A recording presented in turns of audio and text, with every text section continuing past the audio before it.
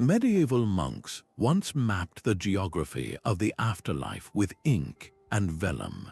These grave cartographers did not just illustrate faith, they charted the destinations of entire civilizations onto parchment. A 12th century monk declared that to draw the paths of souls was to understand the geography of God's own judgment. This video will reveal how these maps of heaven, hell, and purgatory were powerful cultural forces that defined morality and shaped the medieval world. You will discover the origins of this lost art and learn to decode the hidden symbols on these ancient charts.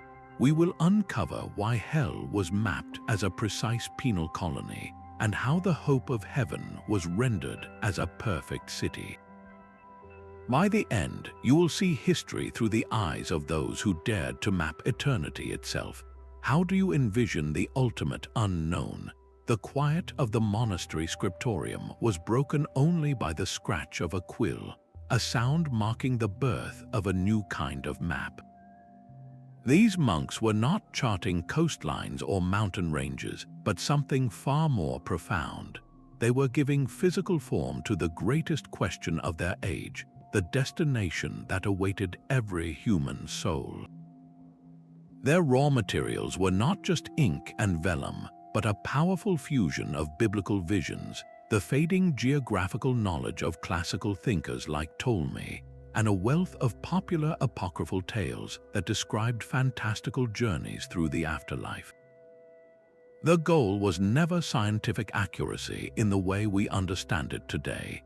Instead, these first grave cartographers were creating tools for theological instruction. They used spatial relationships on the page to make abstract doctrines tangible. The vertical ascent to heaven illustrated divine hierarchy, while the precise circles of hell mapped the escalating consequences of sin. As historian Dr. Elena Vance notes, these maps functioned as the PowerPoint presentations of their day. They translated complex church teachings into a vivid, visual language that an overwhelmingly illiterate population could not just see but feel. A stunning example of this foundational work survives in the Hereford Cathedral Mappa Mundi. On this massive parchment, the entire known earthly world is rendered in meticulous detail, yet it appears small and almost insignificant, crowded into the center of the sheet. It is the scenes encircling it that command true attention, vast depictions of the Last Judgment, with Christ in majesty separating the saved from the damned. The map screams a simple, terrifying truth, that life on earth is merely a brief transit through a small station, while the sprawling territories of the afterlife are the final, eternal destination. This revolutionary idea that the geography of the soul could be drawn and understood would soon lead to even more detailed and specialized charts of the realms beyond. The monk's quill did not just draw a world, it divided existence into 3 distinct spiritual continents. To create a map of the afterlife, these grave cartographers first needed to establish the definitive borders of heaven, hell, and purgatory. Each realm was designed with a specific purpose and a unique visual language that anyone could understand. Heaven was almost always rendered as the celestial city, a shimmering, fortified Jerusalem with 12 precise gates and streets of gold. This was not just a pretty picture, it was a symbol of perfect order, divine justice, and eternal safety, a stark contrast to the vulnerable, chaotic earthly cities of the medieval world. Hell was its absolute opposite, a lawless penal colony of torment. Artists often drew it as the gaping, monstrous mouth of Leviathan, consuming damned souls, or as a funnel of precise, concentric circles descending into ever more creative punishments. Each circle was a specialized prison for a specific type of sin, a brutal and efficient system of divine justice. Then there was Purgatory, a concept that truly crystallized in the later medieval period. This was the in-between place, the spiritual workshop. It was frequently mapped as a towering, mountainous island where souls climbed through pain toward redemption, or as a great refining fire that burned away imperfection without causing despair. This was not a place of eternal punishment, but of painful, hopeful correction. No text gave these maps more vivid life than Dante Alighieri's Divine Comedy, a poetic journey that functions as the most detailed literary atlas of the afterlife ever created. Dante did not just describe hell's 9 circles, he populated them. He gave us the lustful blown by eternal winds and the fraudulent trapped in ice. His vision of Purgatory as a 7-tiered mountain, where each terrace cleanses one of the 7 deadly sins, directly mirrored the maps being drawn by monks. His Empyrean heaven, a realm of pure light and intellectual love beyond the physical stars, became the ultimate destination on these spiritual charts. But where, physically, were these places located? This was a subject of fierce and practical debate among scholars. Many placed hell at the very center of the earth, a logical location for a realm of absolute weight and separation from God. Heaven, they argued, existed in the Empyrean, a realm of pure fire and light beyond the outermost sphere of the stars. Purgatory's location was less fixed, sometimes shown as a mountain in the southern ocean, the only land in an otherwise empty sea. These were not mere philosophical exercises. Establishing these cosmic coordinates was the most critical first step for any grave cartographer. You cannot draw a map for the soul's final journey until you know where the roads are supposed to lead. And once the destinations were set, the mapmakers turned their attention to the most complex part of the journey, the intricate pathways and moral obstacles that every soul would have to navigate. The grave cartographer's workbench held more than mere pigments. It was an alchemist's kit for transmuting faith into form. To make the afterlife visible, these monks and artists developed a precise symbolic language, a codex of colors and shapes that any medieval person could learn to read. The very canvas spoke volumes. A map drawn on the finest, whitest vellum scraped from calfskin signaled a wealthy patron and a work of supreme importance. This precious surface was not for mundane geography. It was a fitting plane for the geography of the soul. Their inks were concocted from the earth itself. Rich blacks came from soot or gallnuts, vibrant reds from cinnabar or madder root, and deep blues from precious crushed lapis lazuli imported from distant mines. But the most potent material was gold. Gold leaf was meticulously applied not for mere decoration, but as a physical representation of divine light. In any map of heaven, the gleam of gold was meant to evoke the incorruptible, radiant nature of God's own presence, a stark contrast to the earthy, dark pigments used for the realms below. Every line drawn was a symbol, every color a coded message. A ladder stretching upward from a scene of temptation was an immediate visual shorthand for the soul's potential ascension toward virtue. Keys, often held by St. Peter at the heavenly gate, were a universal sign of spiritual authority and the power to bind or loose. Even colors held specific, powerful meanings. Blue was not just a color for the sky, it symbolized fidelity and heavenly truth. Red could represent the blood of martyrs, the fire of the Holy Spirit, or the passionate nature of divine love. This entire symbolic system came together in masterpieces like the Psalter map. In this stunning work, Christ himself is depicted holding a compass, calmly measuring the world. This is not a random detail. It is a profound theological statement presenting God as the ultimate architect, the divine geometer who designed both the cosmos and the precise pathways of salvation. This careful coding even extended to the tools of navigation. A compass rose on a spiritual map did not merely point north. It oriented the viewer toward moral clarity, with its arms reaching toward the cardinal virtues. Fierce windheads, faces puffing gusts across the parchment, could represent the unpredictable trials of life or the rushing winds of the Holy Spirit. This was meticulous, intentional craftsmanship. Every choice, from the quality of the vellum to the hue of a single robe, was a deliberate act to build a bridge between the earthly and the divine. The goal was to create an artifact so tangible that a believer could almost touch the gates of heaven or feel the heat of hell's flames. And it was this fearsome destination, hell, where the cartographer's symbolic toolkit was deployed with its most terrifying and inventive precision.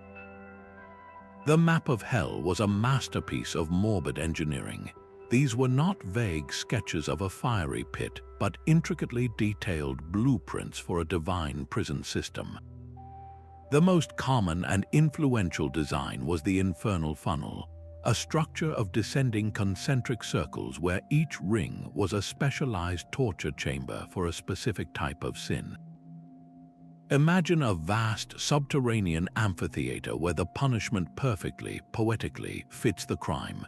In the upper circles, you might find the lustful, condemned to be forever tossed by howling winds, mirroring the tempests of their own passions. Deeper down, the violent would be submerged in a river of boiling blood, while the fraudulent and deceitful found themselves trapped in a frozen lake, their treachery reflected in the unyielding ice. This was not random torment, but a terrifyingly logical system of justice. The most vivid depictions of this organized horror were the hell mouths found in English doom paintings. These were not just doors, but the gaping, monstrous jaws of a beast, often lined with terrifying teeth, actively consuming a steady stream of damned souls. It was the ultimate image of finality and consumption, a graphic warning that hell was a real place that actively swallowed the unrepentant.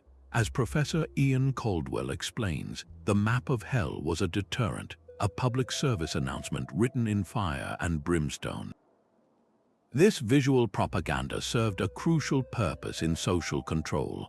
By showing a greedy merchant being force-fed molten gold or an adulterer trapped in an eternal embrace of flame, the Church made abstract sins terrifyingly concrete.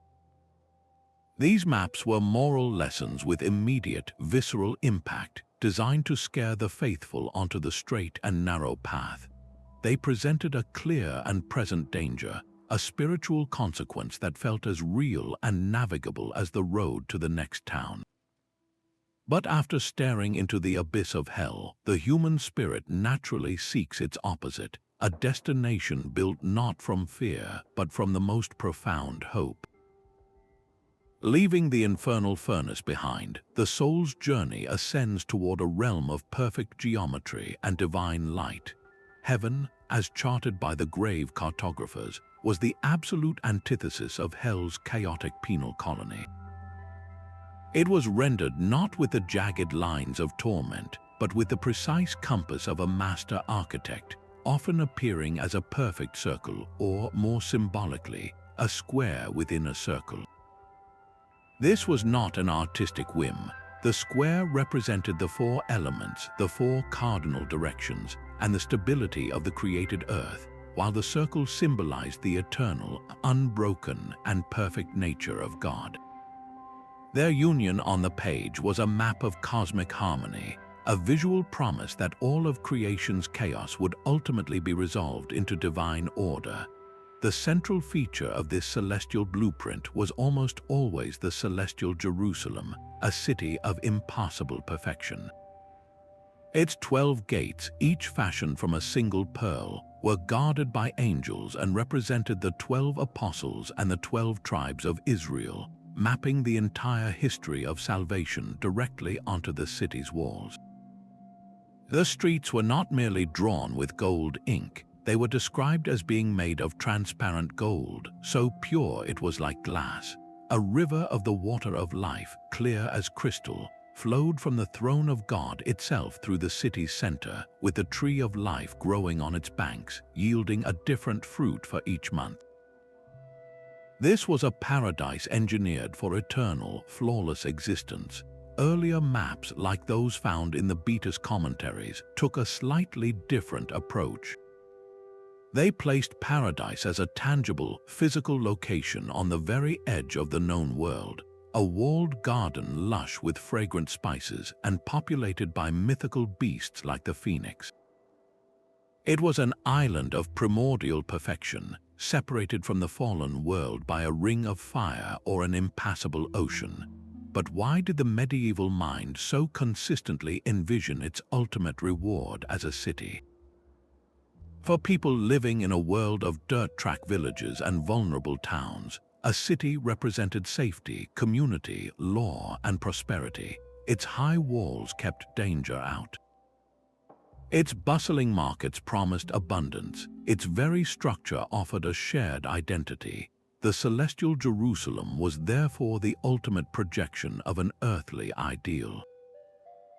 It was the perfected version of the greatest thing a medieval person could conceive of, a metropolis where God was the king, the streets were safe, and the community was eternal.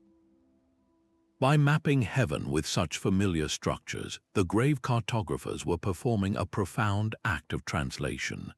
They were taking the utterly incomprehensible nature of divine bliss and making it feel like home.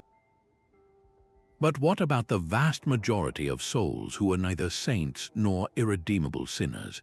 The maps held a place for them too, a third continent in the geography of the soul that was defined not by punishment or perfection, but by a painful, patient hope.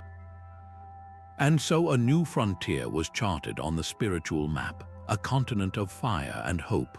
Purgatory emerged in the 12th and 13th centuries not as a place of despair, but as a divine workshop for souls under construction.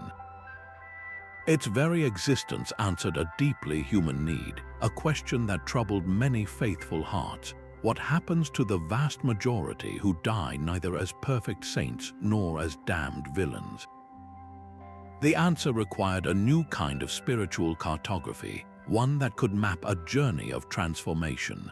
The most enduring image was the Purgatorial mountain, a structure brought to life with breathtaking detail in Dante's Purgatorio. This was not a mountain of random suffering, but a meticulously organized ascent. Each of its 7 terraces was dedicated to cleansing one of the 7 deadly sins. On the terrace of pride, souls were bent double under the crushing weight of heavy stones, learning humility.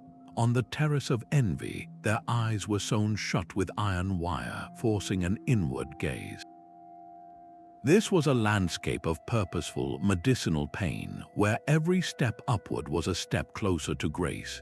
Other maps chose a different geography, depicting Purgatory as a solitary island in a vast, unknown ocean. This isolated landmass, often reachable only by a perilously narrow bridge, perfectly captured its liminal nature. It was a spiritual waiting room, utterly separate from the familiar world of the living and the finality of hell, a temporary state of being.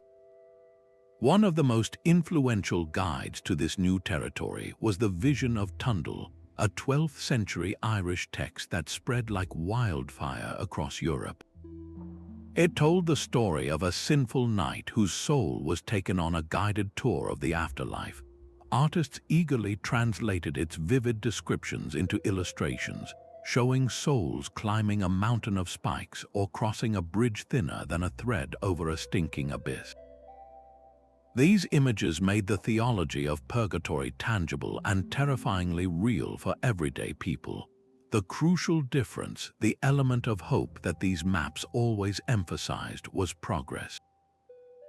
Unlike the static, eternal torment of hell, purgatory was defined by motion. Souls were always climbing, always cleansing, always moving toward the summit where the earthly paradise and the gateway to heaven awaited. Its cartography was one of dynamic journey, a direct visual promise that no soul was truly stuck, that suffering had a purpose and an end. this was a message that would fundamentally reshape the world of the living. A beautifully painted map of the afterlife was more than a work of art. It was a social contract rendered in gold leaf and crimson ink.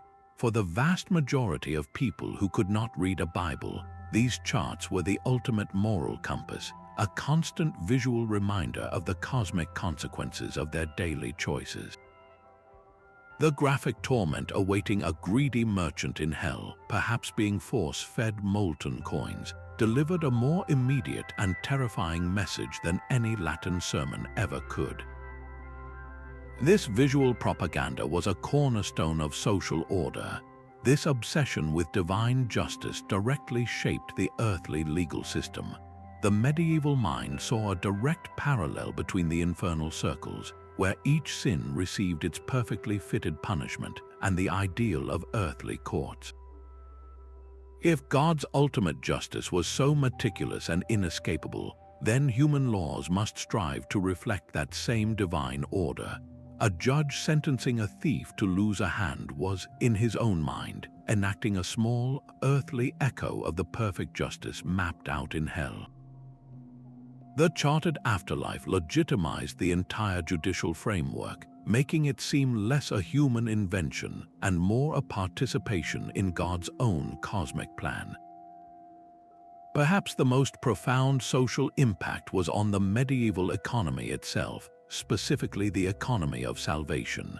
As maps of purgatory became more detailed, showing souls climbing the agonizing mountain, they created a tangible problem that required a tangible solution. How could you help a loved one ascend faster? The answer was found in indulgences and prayers, acts that the Church taught could shorten a soul's painful stay. This belief drove a massive flow of wealth. People donated land, funded the construction of chapels, and paid for thousands of masses to be sung, all in the hope of easing a soul's journey. This was not seen as corruption, but as a sacred transaction, a spiritual investment guided by the very geography the maps portrayed. As historian Dr. Elena Vance observes, commissioning a lavish, illuminated map of heaven was a powerful statement. It was a public display of both immense wealth and deep piety, a way for a noble family to proclaim they were not only rich enough to afford such a treasure, but also devout enough to care deeply about the destination of their souls.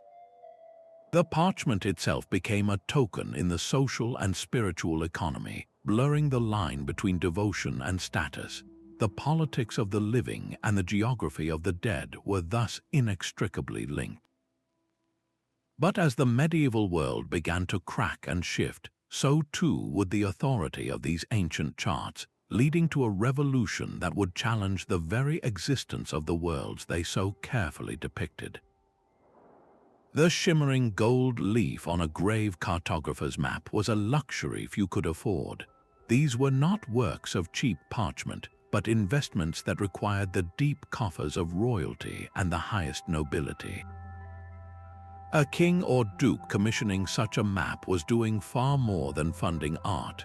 He was making a public declaration of his piety, using the map to legitimize his rule as divinely sanctioned. By associating his image and his name with the celestial city, he wove his own earthly authority directly into the fabric of heaven itself, securing his perceived place in the eternal hierarchy. This was spiritual propaganda of the highest order. Bishops and powerful abbots were equally ambitious patrons. For them, a magnificent map installed in a cathedral was a tool for educating the illiterate masses, and just as importantly, a monument to the prestige of their own institution.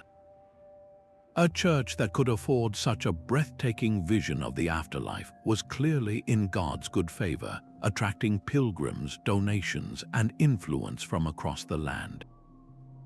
Consider the Tres Riches Juras du Duc de Berry, a prayer book of unimaginable richness, commissioned by an immensely wealthy duke in the early 15th century. Its pages are filled with stunning illuminations that chart the year's religious cycles and the fate of the soul. But was this patronage purely altruistic, or was it a calculated spiritual investment? The answer often lies in the margins of the maps themselves.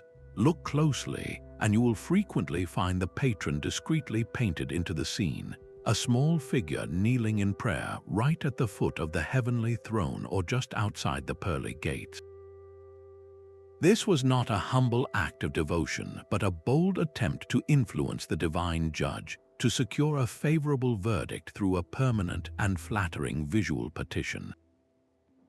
Understanding who paid for the parchment and the pigments reveals these maps as they truly were, instruments of both profound devotion and calculated earthly power, where the quest for salvation was inextricably linked to the display of status. The hand holding the brush was guided by a mind steeped in divine mystery. These grave cartographers were not mere illustrators, they were theologians working in pigment and gold. Often anonymous monks laboring in silent scriptoria, they operated within a sacred trust, their every stroke bound by the strict doctrines of the Church. A single misstep, a heretical image of heaven or hell, could lead their work to the fire, yet within those rigid boundaries they discovered a universe of creative freedom. One legendary account speaks of a humble monk in Chartres who, after a feverish vision of the celestial Jerusalem, dedicated his entire life to reproducing its impossible splendor on a single sheet of vellum. He would fail, of course, for how could mortal hands capture a city built from light? But in that glorious failure, he created a map that guided countless souls closer to God. The cartographer's education was as vast as the realms he sought to depict. He needed a fluent understanding of biblical prophecy, the sprawling apocryphal tales of saints and angels, and the fading echoes of classical philosophers like Plato, whose ideal forms resonated in the perfect geometry of the heavenly city. All of this knowledge was filtered through the singular lens of a medieval worldview, where every natural event had a supernatural cause and the physical world was a mere shadow of the spiritual one. This created a profound and constant tension. How do you represent a purely spiritual reality, a place without mass or dimension, using the physical tools of compass, straightedge, and brush? The solution was a language of symbols. A ladder was not just a ladder, it was prayer. A key was not just a key, it was salvation. The cartographer became the essential mediator, a translator standing between an ineffable divine mystery and the desperate human need to understand. He gave eyes to faith, making the unimaginable journey of the soul feel like a path that could, with courage and virtue, finally be navigated. A dragon coiled at the edge of the world was never just a monster. It was a carefully placed symbol of the chaos that lay beyond the ordered Christian world, a warning etched onto the very border of salvation. To truly read these maps is to become fluent in a lost symbolic language, where every beast, angel, and stone carried a weight far beyond its painted form. Serene animals were anchors of theological truth. The gentle lamb, almost always bearing a cross or a triumphant banner, was an immediate visual shorthand for the sacrifice and victory of Christ. The majestic eagle soaring toward the sun represented the soul's own aspiration for heaven, while the lowly but diligent ant symbolized the virtues of hard work and preparation for the life to come. These creatures populated a landscape where architecture itself was scripture written in stone and ink. The number of gates on the celestial Jerusalem, always 12, invoked the apostles. The three towering spires of a heavenly cathedral pointed directly to the Holy Trinity. Even the circles of hell, frequently 7 or 9 in number, were not arbitrary. They reflected a meticulous, almost mathematical vision of sin and punishment, with each tier corresponding to a specific deadly transgression and its escalating severity. Nothing was left to chance. This symbolic precision is perfectly captured in the common motif of the measuring angel. You will often find these divine beings not with swords, but with giant golden compasses and scales, carefully sizing the foundations of a heavenly city or weighing a tiny soul in the balance. This was the mapmaker's way of screaming a fundamental truth that paradise was not a realm of vague bliss, but a kingdom of perfect divine order, engineered down to the last detail by its architect. One of the most powerful and recurring symbols on these charts is the Harrowing of Hell. This dramatic scene shows Christ, after his crucifixion, storming the very gates of the underworld. He is often depicted standing on the broken doors, pulling the souls of the righteous like Adam and Eve from their tombs. This was not a random act of heroism.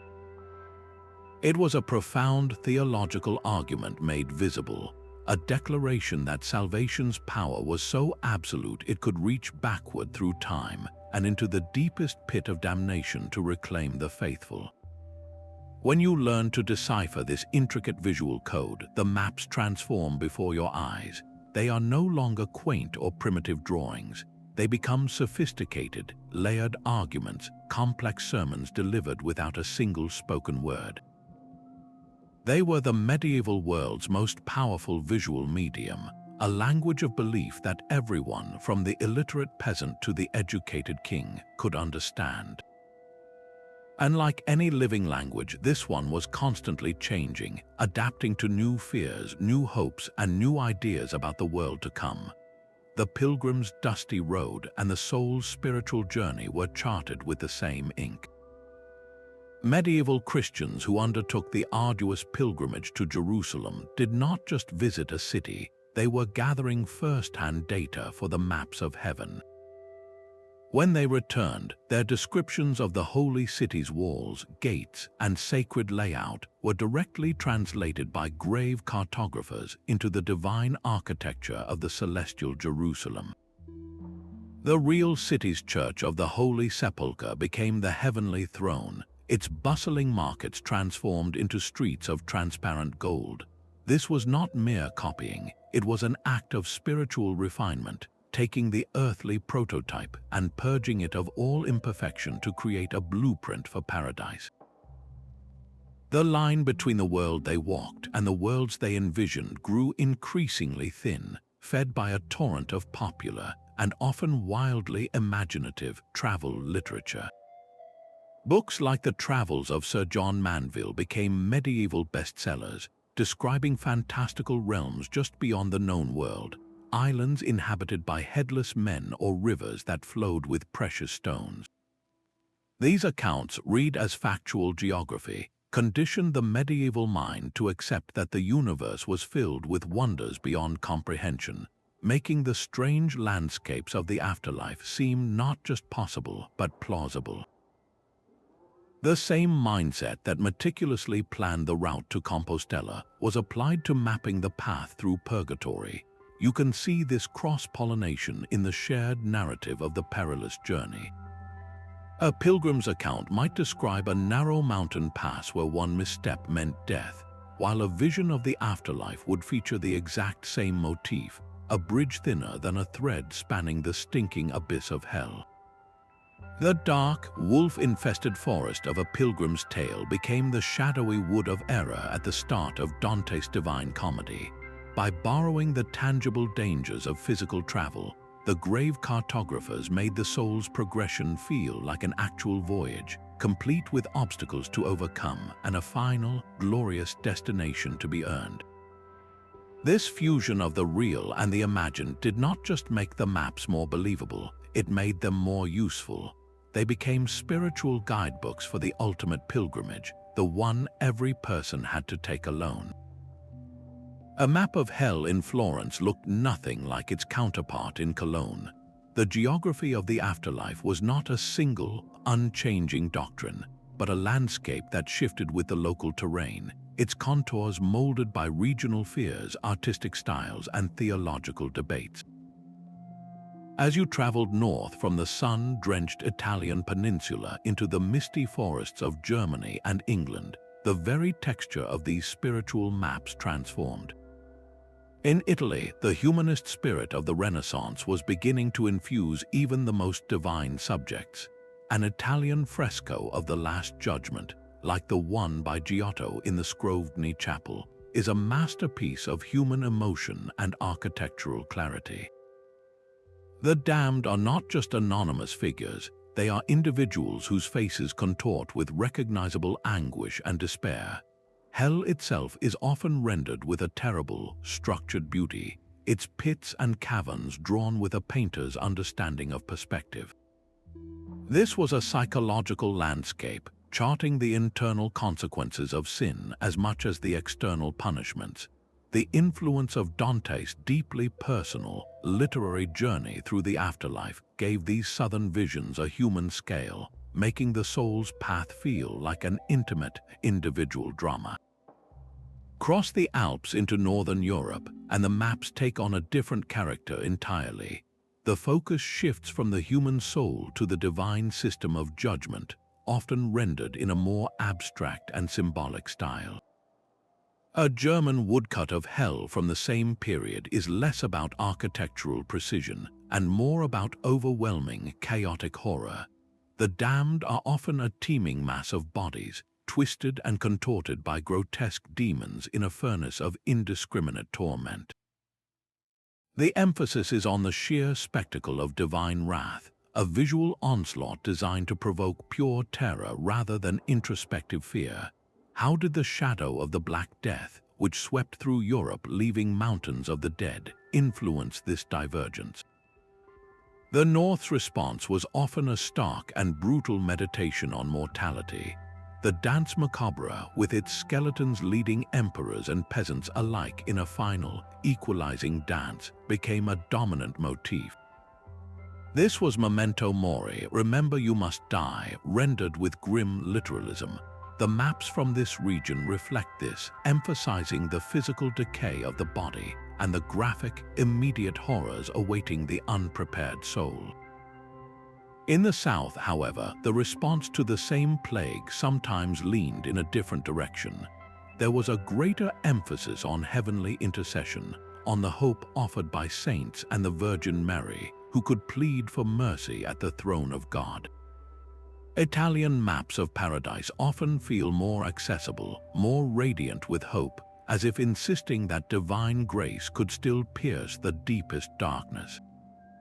These regional fingerprints reveal a profound truth, that every culture that dared to map the afterlife was ultimately drawing a portrait of its own deepest anxieties and its most fervent hopes. A mystic's vision offered the most powerful ink for these maps, a pigment distilled from direct, personal experience.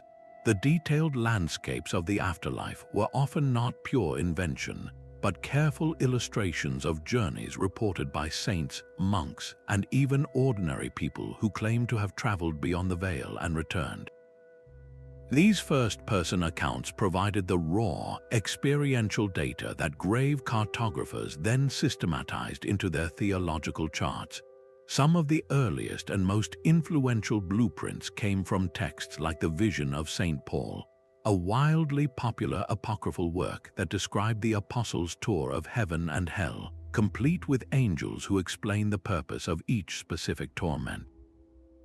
Pope Gregory I's dialogues were another foundational source, filled with tales of soldiers and monks who had died, witnessed the afterlife, and been sent back to warn the living. These stories gave the maps a crucial sense of authenticity, a claim of being drawn from eyewitness testimony. The visions of female mystics offered some of the most uniquely detailed and influential descriptions. A woman like Hildegard of Bingen, a 12th century abbess, did not just see vague lights or hear distant voices. She experienced full-blown cosmological revelations, describing the universe as a cosmic egg and the soul as a flame-filled fortress, all rendered with a startling precision that scribes struggled to capture in words and artists later translated into stunning, symbolic illustrations. An even more illustrative case is Saint Bridget of Sweden. Her revelations included meticulously detailed accounts of the Nativity and the Passion of Christ, describing the exact dimensions of the manger, the specific colors of the Virgin's robes, and the precise number of Christ's wounds.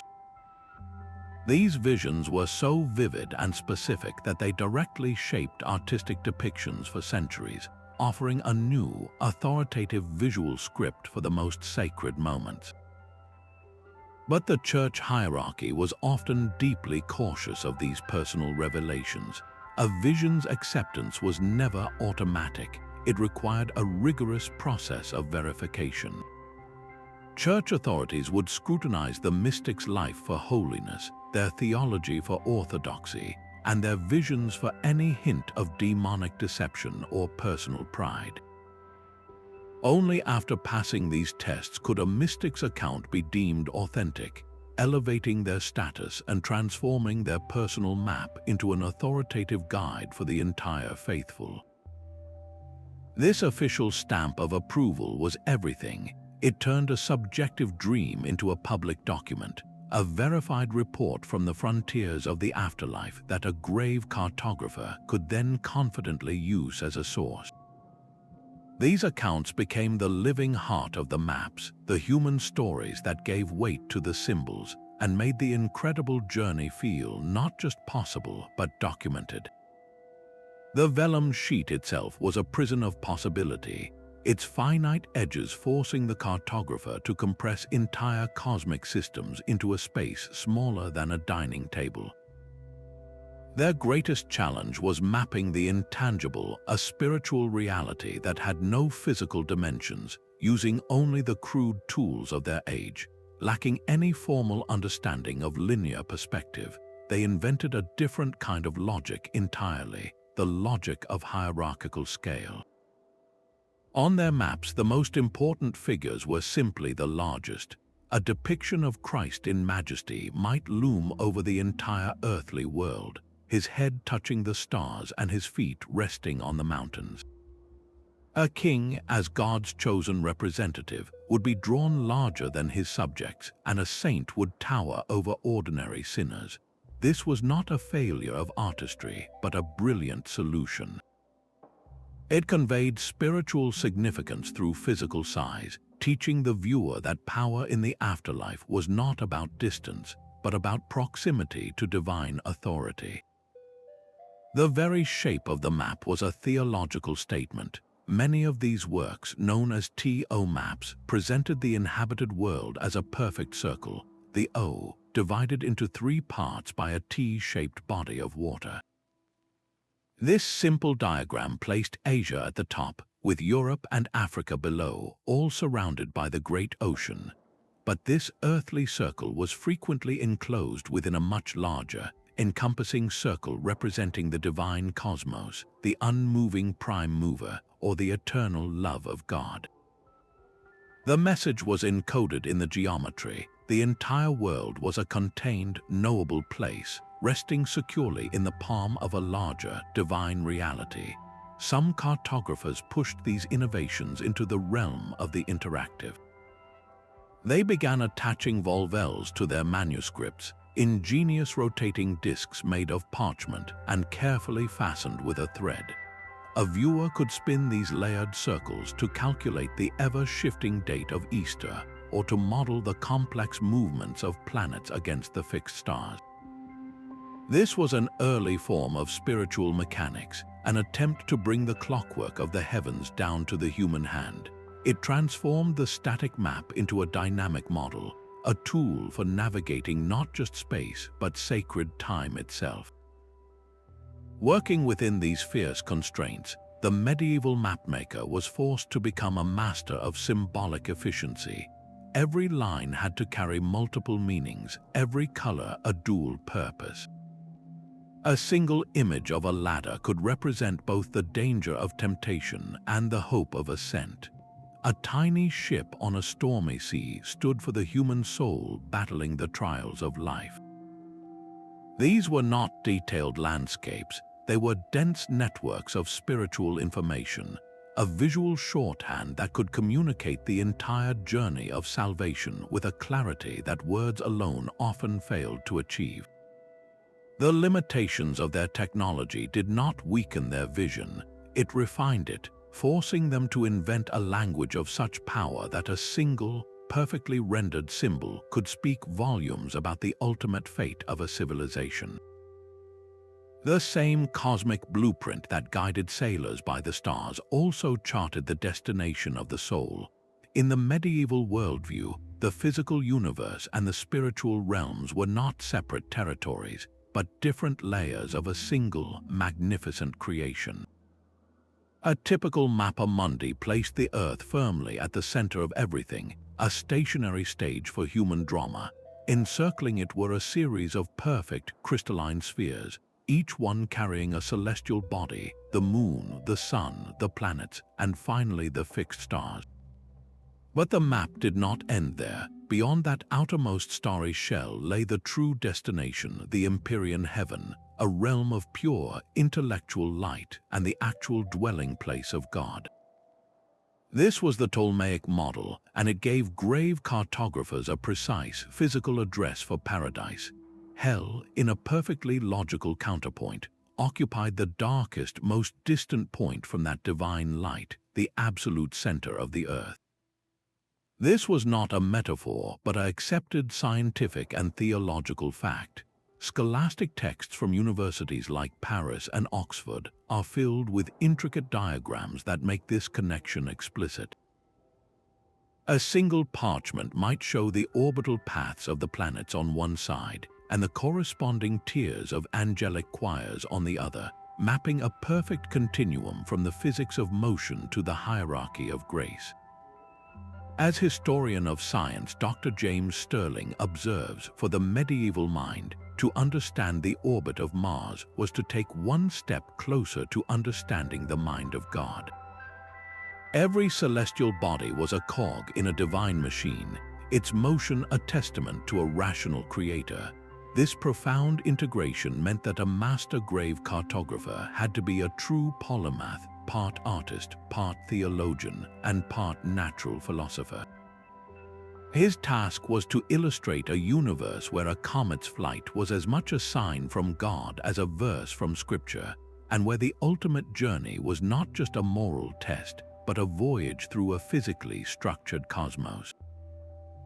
The path to heaven literally meant ascending through the spheres, leaving the corruptible elements of earth behind to approach the immutable perfection of the divine. This was a map where faith and physics were one and the same, a unified theory of everything that gave every human life a precise and monumental significance within the grand architecture of creation. The logic of the afterlife map escaped the page and began to colonize the very walls of the medieval world. This sacred cartography found its ultimate expression not in the quiet of the library, but in the public theater of the cathedral. Here, the intricate symbols and cosmic diagrams were scaled up into breathtaking, unforgettable spectacles of art and architecture, transforming entire buildings into three-dimensional guides for the soul. A worshipper did not just hear about the Last Judgment, they walked directly into it. Giotto's monumental fresco covering the entire west wall of the Scrovegni Chapel in Padua is perhaps the most powerful example. It is not merely a painting, it is a fully immersive afterlife map rendered on a colossal scale. On one side, the blessed are drawn upward into the perfect, geometric order of heaven by serene angels. On the other, demons gleefully drag the damned into a chaotic, rocky hellscape, their torments depicted with terrifying specificity. This was a public service announcement painted in brilliant blues and fiery reds, a constant, visible reminder of the final destination awaiting every person who knelt in that space. The message was woven into the very fabric of the building. Stained glass windows transformed sunlight into theology, telling the story of salvation in a cascade of jewel-toned light. The grand rose window, often positioned high above the main doors, was more than a geometric marvel. Its intricate, radiating patterns of tracery and colored glass were a direct representation of the celestial Jerusalem, a wheel of divine order and harmony meant to be glimpsed by the faithful as they entered and exited. This was the heavenly city rendered not in ink but in illuminated glass, a promise shining down from above. Even the stone itself preached. On the great tympanum over the doorway of the Autun Cathedral in France, a majestic Christ presides over the weighing of souls. The Archangel Michael carefully balances a tiny figure on a scale, while grotesque demons try to cheat the measurement, tugging on the scale to claim their prize. The saved to Christ's right look on with serene hope, while the damned to his left are gripped by terror as chains drag them away. This sculpted map was the last thing a medieval person saw before entering the church, and the first thing they encountered upon leaving, a stone sermon about the choices made in the world outside. The migration of these designs from private object to public spectacle is strikingly clear. The exact same iconography found in a small, expensive Psalter map, perhaps owned by a single noble family, would be replicated decades later across a vast altarpiece meant to be seen by an entire town. A detailed depiction of the Harrowing of Hell from a parchment page could become the central drama of a fresco covering a chapel's entire apse. This ensured the cartography of the afterlife was not an abstract idea discussed by scholars, but a daily, visceral presence. It was a visual language repeated everywhere, from the most intimate prayer book to the most monumental stone facade, constantly reinforcing the same cosmic truths. The maps had escaped their parchment prisons to become the wallpaper of the medieval mind. You lived your entire life walking past a stone sermon of damnation on the cathedral wall and praying before a painted paradise in your prayer book. This was the daily psychological reality for the medieval individual, a world where the afterlife was not a distant abstraction but a tangible, mapped territory that pressed in from all sides. This constant visual presence cultivated a profound mindset known as Memento Mori, the remembrance of death, but this was not a morbid obsession with the end. It was a powerful spiritual tool designed to focus the mind on the quality of one's life. Every skull carved into a gravestone, every painting of the dance of death showing a skeleton leading away a king or a peasant, was a stark reminder that earthly status was temporary and that the soul's eternal destination was the only thing that truly mattered. This awareness was meant to inspire a life of virtue, charity, and constant preparation. The fear of hell was not a vague superstition, it was a specific and potent psychological driver. When you have seen a map showing a greedy merchant drowning in a river of molten gold, the act of confessing your own greed and performing penance becomes an urgent, logical step. The terror was engineered to provoke action, to drive the faithful toward the sacraments and a righteous life. Yet for every terrifying map of hell, there was a breathtaking counterweight, a radiant chart of the celestial Jerusalem.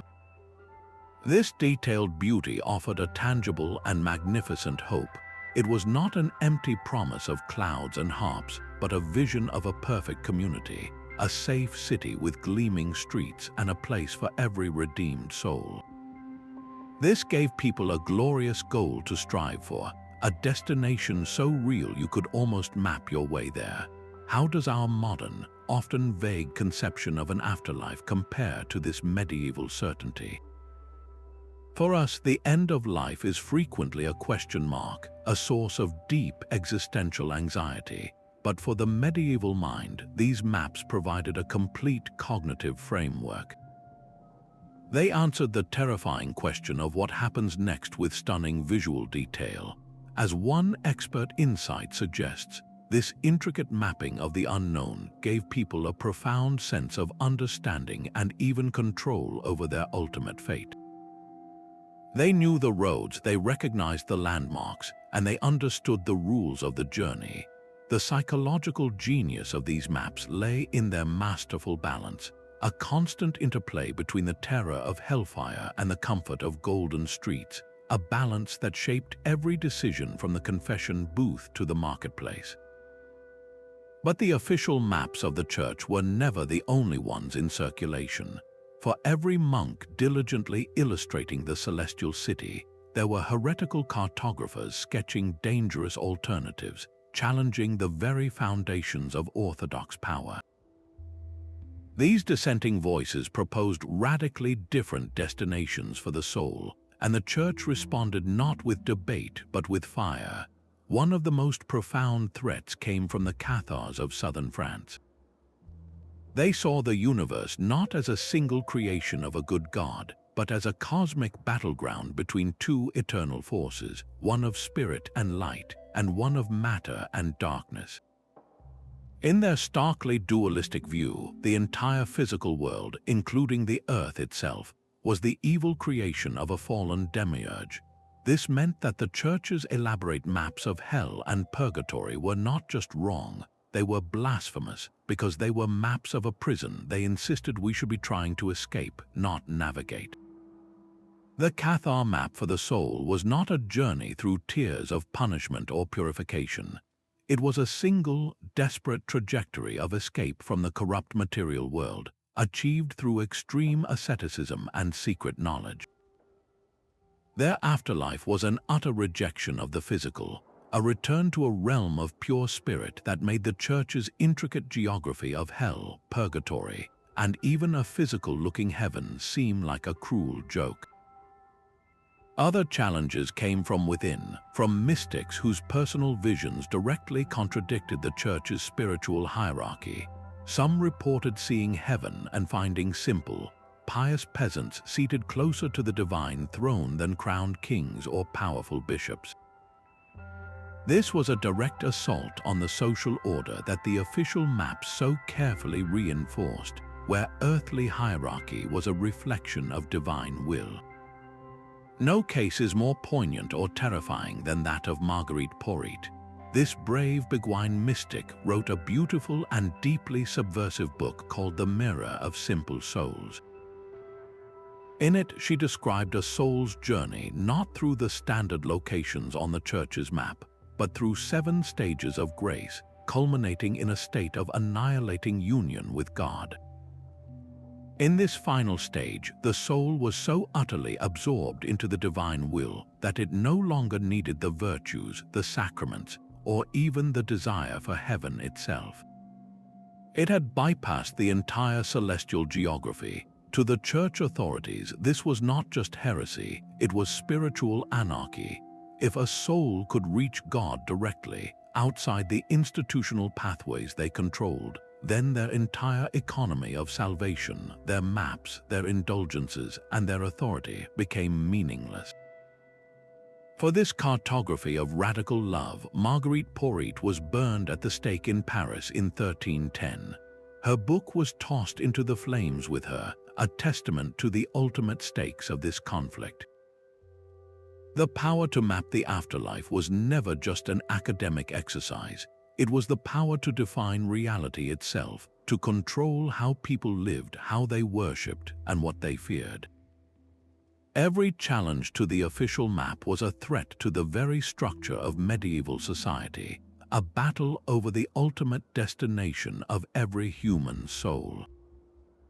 A single sheet of paper rolling off a printing press could now carry the same spiritual weight as a monk's lifetime of labor.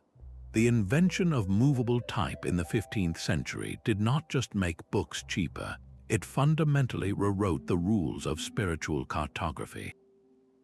For the first time, the grave cartographer's intricate visions of heaven and hell could be replicated not dozens, but thousands of times, transforming a luxury item for the elite into a household object for the masses. This was a revolution powered by wood and metal. Early printed afterlife maps were often stark, powerful woodcuts, where the bold, black lines carved into a block of wood created a graphic and accessible style. Later, the finer detail of copperplate engravings allowed for astonishing complexity. capturing the subtle torment on a damned soul's face or the delicate filigree of a heavenly city gate. Artists like Albrecht Dürer mastered this new medium. His famous Apocalypse series, a sequence of 15 intricate woodcuts, brought a visceral and terrifyingly detailed vision of the end times to a public hungry for divine drama. His four horsemen were not just symbols, they were a stampede of dynamic fury, and his portrayal of the New Jerusalem was a marvel of architectural precision. A print like this could be sold in market squares, pasted on tavern walls, and carried in pockets, making the geography of the apocalypse a topic of daily conversation. This new accessibility, however, came with a subtle cost: the unique, prayerful aura of a hand-illuminated manuscript, where every fleck of gold leaf was a personal act of devotion, was lost. The printed map was a product, consistent and repeatable. Its imagery began to standardize, solidifying a set of visual tropes that would be copied and recopied across Europe. The medium itself began to reshape the message.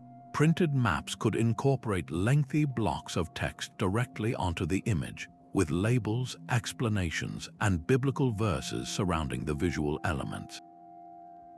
This made them more explicitly didactic, more like a textbook illustration than a meditative icon. A person was no longer encouraged to simply contemplate the terrifying maw of hell. They were instructed on the specific sins that led to its torments. The map was becoming less an object of transcendent wonder and more a tool for organized instruction. The printing press made the afterlife ubiquitous, flooding the world with maps of the world to come.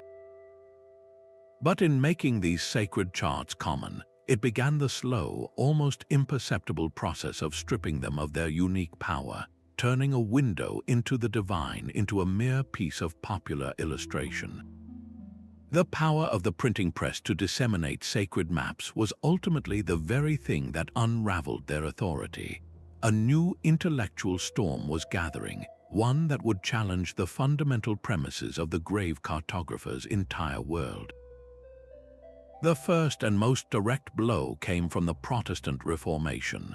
When Martin Luther nailed his 95 Theses to the church door in Wittenberg, he was not just protesting indulgences, he was attacking the spiritual geography that made them necessary. The Reformers rejected the entire concept of purgatory, that great spiritual workshop mapped as a mountain or an island.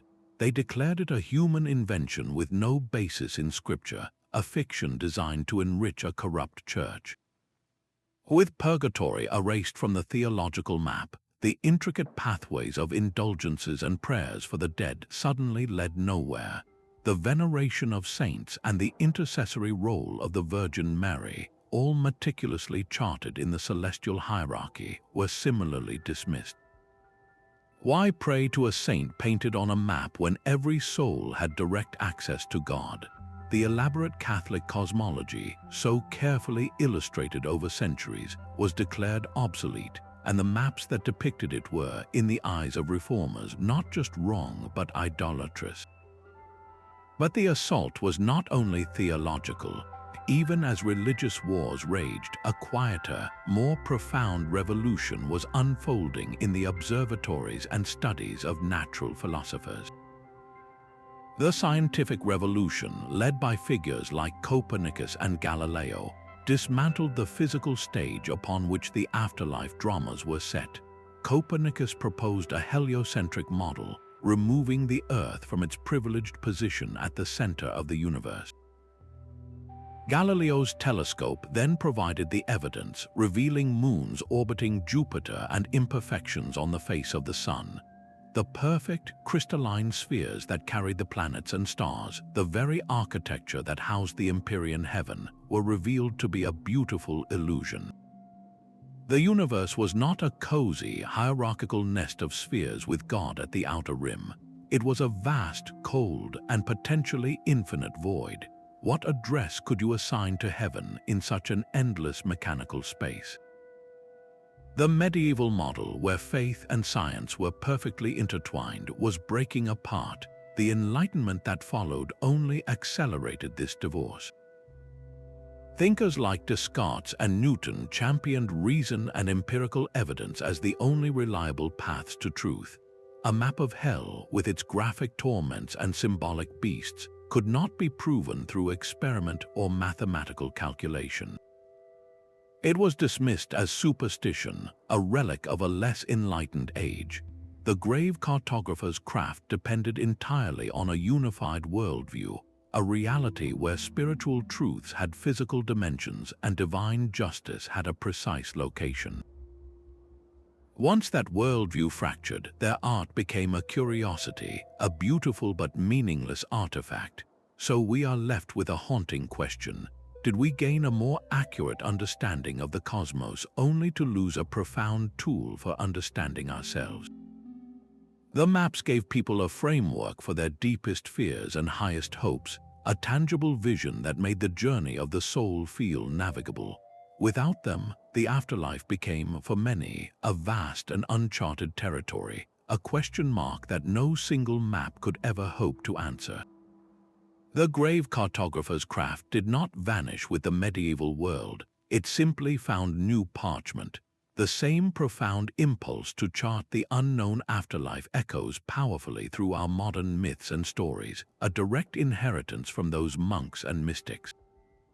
John Milton's epic poem Paradise Lost is a spectacular act of literary cartography, remapping heaven, hell, and the Garden of Eden with a grandeur that any medieval illustrator would recognize. Milton paints hell not as a simple pit of fire, but as a vast, desolate kingdom with a capital city of pandemonium, a detailed political landscape for fallen angels. His heaven is a realm of immense, almost architectural light, and his Eden is a tangible, geographical paradise. This was not mere description, it was world-building for the soul, continuing the tradition of giving spiritual realities a concrete, navigable form. Centuries later, C.S. Lewis offered a different kind of map in his allegorical novel, The Great Divorce. Here, the afterlife is rendered with psychological clarity. Hell is the grey town, a dreary, endlessly expanding suburb where the sun never quite rises and residents can barely see each other. A perfect map of self-imposed isolation. Heaven, in contrast, is a landscape so solid and real that its grass is painfully sharp to the touch, and a single leaf has more substance than an entire ghost. Lewis was drawing a spiritual topography, using physical laws to illustrate moral and metaphysical states, a technique any medieval mapmaker would have understood. This legacy finds its most playful and popular expression in contemporary fantasy.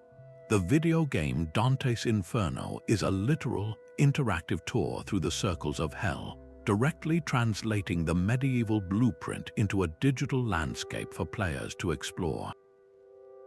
The outer planes of the Dungeons & Dragons universe, with their precisely aligned realms of Mount Celestia for the lawful good and the 9 hells for the lawful evil, are a direct systematization of the medieval cosmological map, complete with its own divine bureaucracy and symbolic geography.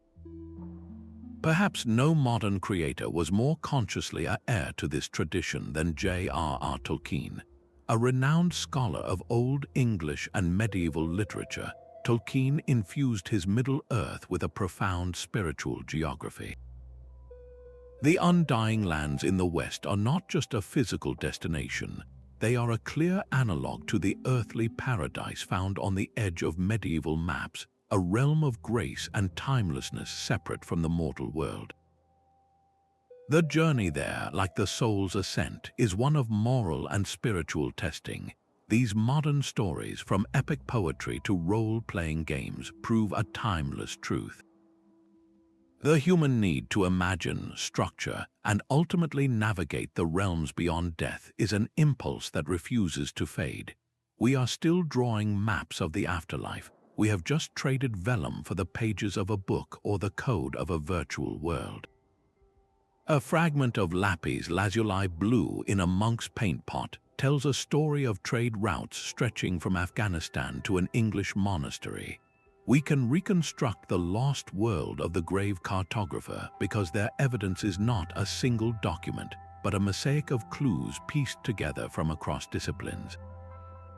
The most breathtaking primary sources are the maps themselves, preserved against all odds in cathedral treasuries and library vaults. You have the monumental Hereford Mappa Mundi, a single sheet of vellum that feels like a world in itself, and then you have the tiny, intimate illuminations tucked into the pages of a book of hours, meant for one person's private devotion. These artifacts give us the final product, the magnificent vision intended for the world to see. But to understand the hands that made them, we must look to the paper trail they left behind. The wills and financial account books of wealthy patrons are surprisingly blunt records.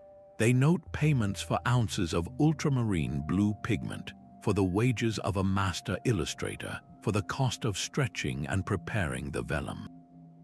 One nobleman's accounts might coldly list a payment for a map of paradise, treating the sublime like any other household expense. These dry entries, however, give us names, dates, and the economic reality behind the divine inspiration. Sometimes, a monastic chronicle will break from recording harvests and political squabbles to describe the years-long labor on a great illuminated manuscript, noting the death of a brilliant illustrator and the struggle to find a replacement. But some of the most human evidence comes from the margins, quite literally. Marginalia are the notes, sketches, and frustrations scribbled in the borders of these sacred texts. An artist might test his pen with a quick doodle of a grotesque face, or a tired monk might write a complaint about the cold in the scriptorium, right next to a painting of the heavenly throne. One famous example is a note in a 14th century manuscript where the illustrator has written, in Latin, "The parchment is hairy," a tiny confession of his struggle with poor materials. These unguarded moments are priceless. They reveal the mortal, imperfect individuals behind the images of perfect eternity. Modern science adds another layer to this detective story. Through material analysis, conservators can take a tiny, nearly invisible sample of a blue pigment and determine it was made from lapis lazuli, a stone that could only have come from a single region in Afghanistan. This tells us that the monastery was connected to vast international trade networks. Analysis of the parchment itself can reveal the species of animal used, the preparation techniques, and even the climate where it was produced. By combining the hard data of science with the textual evidence of history and the sheer visual power of the art, we create a rich, multidimensional portrait. We see not just a beautiful map, but a human endeavor, a project that required money, rare materials, long-distance trade, and the skill of an artist who might grumble about his tools while drawing the face of God. The Ebstorff Mappa Mundi was a world contained within a body. This colossal map, a masterpiece lost to the bombs of the Second World War, stretched over 3 meters across and presented the entire cosmos as existing within the outstretched figure of Christ. His head crowned the top at the east, the direction of paradise. His hands pierced the northern and southern edges, and his feet rested at the bottom, the west, a symbol of mortality. Every city, every river, every strange creature drawn on the parchment was literally enveloped by the divine. This was not a mere artistic flourish, it was the ultimate theological statement. The entire physical world was presented as a sacred embodiment, a constant visual sermon that there was no place one could travel that was outside of God's own presence. At the very heart of this divine anatomy sat Jerusalem, the spiritual navel of the world from which all other lands radiated. The map's surface teemed with a chaotic yet ordered encyclopedia of medieval belief. A traveler tracing a route from England to India would pass not only mountains and seas, but also the Garden of Eden, the Tower of Babel, and the monstrous races said to inhabit the edges of the earth, all coexisting on the same plane of reality.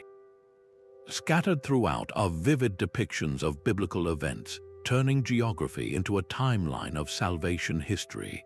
You could locate Noah's Ark resting on a mountain and see the mouths of hell, depicted as actual cavernous openings in the landscape, waiting to consume the unwary. This single artifact functions as a complete summary of the medieval mind. It merges shaky geographical knowledge with absolute theological certainty, blends historical events with eschatological hope, and presents the entire universe as a knowable, if wondrous, whole. What does it mean that an entire civilization understood its world this way? It means that every journey, whether to a neighboring village or a distant continent, was also a spiritual pilgrimage. It means that the land itself was holy, and that to study the world was, in a very literal sense, to study the body of Christ. The Ebstorf map is the grave cartographer's ultimate triumph, a chart that does not merely point the way to eternity, but insists that we are already living within its sacred borders. A blind person cannot describe color, only the shape of the things they can touch. This was the impossible task of the grave cartographer, to use the vocabulary of castles and mountains, seas and cities, to map a reality that had none of these things. Their work stands at the precipice of a profound philosophical dilemma, a collision between faith and reason. Was this meticulous charting of heaven and hell an act of profound devotion, a way to bring divine mystery within the grasp of the human mind, or was it, in its own way, an act of breathtaking hubris, a claim that the eternal could be captured with a quill and a pot of ink? The great theologian St. Augustine wrestled directly with this tension between time and eternity. He saw time as a human experience, a linear sequence of past, present, and future, while eternity was the perpetual, unchanging now of God. For the mapmaker, this created an insoluble problem. How do you draw a journey which requires time and sequence through a realm that exists outside of time itself? Their solution was to project the human experience of travel and progress onto the face of the divine. The soul climbs a mountain, passes through gates, and arrives at a city, not because God requires these steps, but because the human mind cannot conceive of salvation without them. These maps are therefore far more than theological statements. They are profound psychological documents, a record of the human heart's desperate, beautiful need to find pattern and order in the face of the ultimate unknown. They are attempts to build a bridge of logic over the abyss of death, to make the terrifying void feel like a navigable landscape. Every line drawn was a declaration that our deepest hopes and our most primal fears were real enough to have a geography. The cartographers did not map the afterlife because they knew its streets. They mapped it because the human spirit cannot bear to live in an uncharted universe. The legacy of the grave cartographers is a testament to a world that dared to draw the undrawable. Their maps were more than art, they were the ultimate fusion of faith and reason, a desperate and brilliant attempt to plot a course through the greatest mystery of all. We have walked the path from their origins, seeing how a deep yearning to comprehend the divine gave rise to a unique craft. We learned to read their symbolic language, where every color and line translated the invisible into tangible form. We witnessed the awesome power these charts held, shaping laws, economies, and the very fears and hopes that guided daily life. From the terrifyingly specific circles of hell to the perfect, radiant geometry of the celestial city, these maps provided a complete framework for existence. They answered the unanswerable, giving people a spiritual compass for their brief journey on Earth. The age of the grave cartographer has long since faded, its cosmology replaced by an infinite and silent universe. Yet their work leaves us with a profound and lingering question. In our own modern world, with its different mysteries and its own uncharted territories, how do we envision what lies beyond the horizon of our understanding? What maps are we drawing with the choices we make, the stories we tell, and the beliefs we hold? I would love to hear your perspective on this fascinating intersection of geography and the human spirit in the comments. If this journey into the minds of those who mapped eternity has captivated you, please subscribe for more explorations into history's most hidden